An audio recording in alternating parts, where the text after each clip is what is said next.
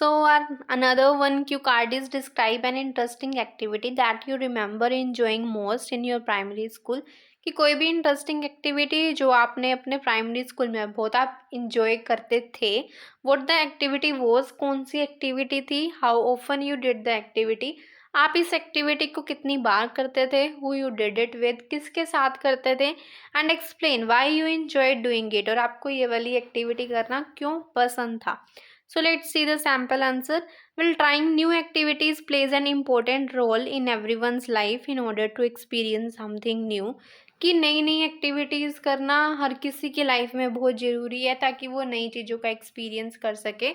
Although I have enjoyed a number of engaging activities throughout my school days, मैंने अपने school days में बहुत सारी enjoyable एक्टिविटीज़ की हैं like playing sports, art, dance and many more. But here I would like to talk about an engaging activity. But मैं यहाँ एक पर्टिकुलर इंटरेस्टिंग एक्टिविटी के बारे में बात करना चाहूँगी that I use to enjoy the most in my elementary school. कि जो मैं अपने एलिमेंट्री स्कूल में, प्राइमरी स्कूल में बहुत ज़्यादा इंजॉय करती थी. The activity was to attend fun lectures in auditorium of my school. ये एक्टिविटी क्या था, फन लेक्चर्स को अटेंड करना मेरे स्कूल के ऑडिटोरियम में. आई विविडली रिमेंबर, मेरे को अच्छे तरीके से याद है. I use to do this activity twice a week. ये वाली एक्टिविटी मैं 2 बार करती थी, once on Wednesday and once on Saturday. If I talk about Wednesdays, तो अगर मैं वेंसडेज की बात करूँ, I use to do hand printing on the paper.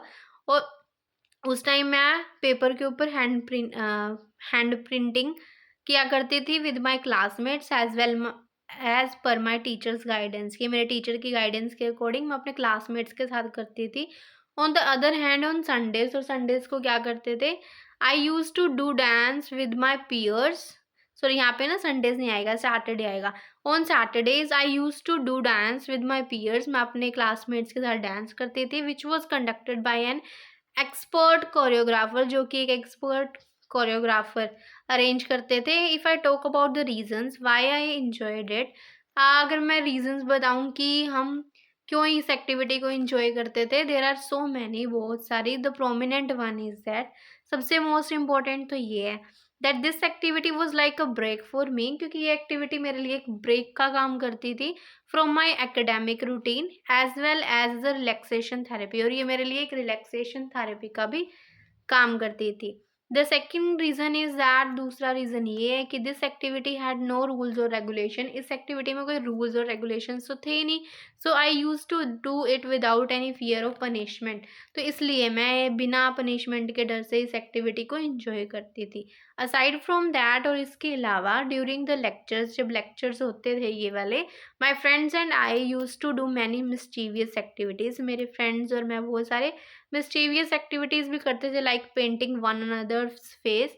एक दूसरे का फेस पेंट करना, kicking and pushing one another, एक दूसरे को किक मारना, पुश करना, सिंगिंग सॉन्ग सिंग करना एंड मैनी मोर, और भी बहुत सारे. All in all this was the activity.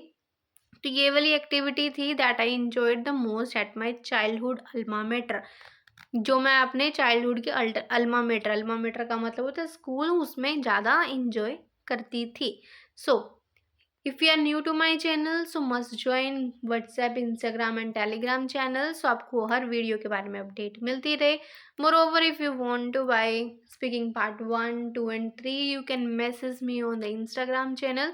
आपको इन सभी चैनल्स का लिंक डिस्क्रिप्शन में ही मिलेगा. So that's the end of the video. Thank you so much for watching. Don't forget to like, share and subscribe.